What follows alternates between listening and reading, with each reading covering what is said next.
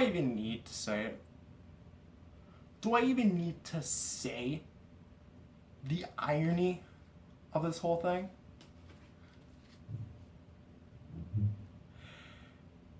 Of all the days that spin the wheel game chooses to pick, of all the action figures that I have in my collection that are still waiting for their chance on this advent calendar, it chooses this on Christmas Eve. Christmas Eve!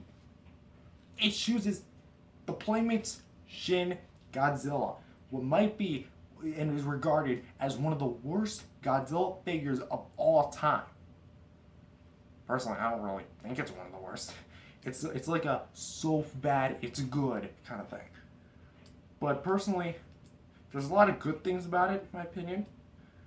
But let's go over the positives and negatives. I'm being a little too harsh here, but to introduce, welcome to the day 24 of the Godzilla 2021 Advent Calendar. My name is Matt, and we're reviewing the Playmates Shin Godzilla, which is one of the most infamous figures of all time. You can actually go to my review of this guy from a few months ago, back in summer, I believe.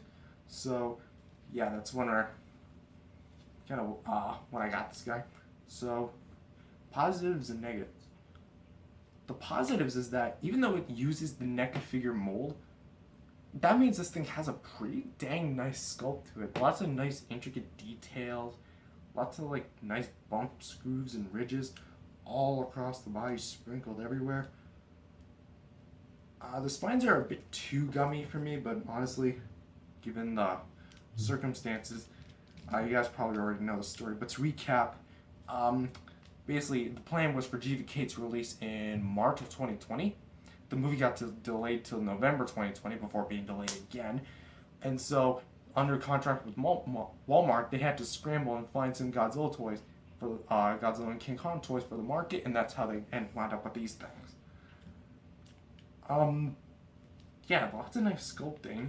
The articulation's pretty nice too. Rotation at the head, arm movement, limited leg movement. Like it can't do a 360. It can only go that far up and down. And this one can only go that far up, that far down. But the feet can rotate a full 360 on both sides, as you guys can see here.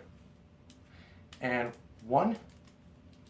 two joints at the tail with a ball joint here that allows for a full rotation, a 360, and a circular movement. Well, this can only go side to side, and I mentioned before that it actually scrapes up against the sculpt. The paint is a whole negative. The eyes are somehow more accurate than the monster arts. Like, it's $10 versus $100, $200, potentially $300 on the aftermarket. The teeth and gums are painted abysmally.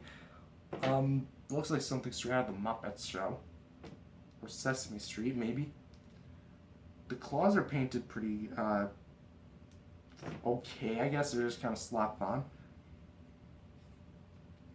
The outer row of dorsal fins, they're not really outer row, are painted red. Nothing's painted in between. A little bit of red spray on the legs and the, what you'd say, toenails. A bit of the tail right here to here. A little bit of the tail here. And then from here to here, the tail tip is all painted. So only select parts of the body are painted, while the promo picture showed a fully painted Shin Godzilla, especially on the back of the box that this thing came in. What are you guys doing over there at Playmates? But do I recommend him?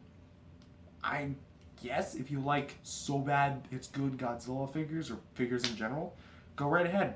I guess this guy's a good pickup if you can find him for a good price at the aftermarket.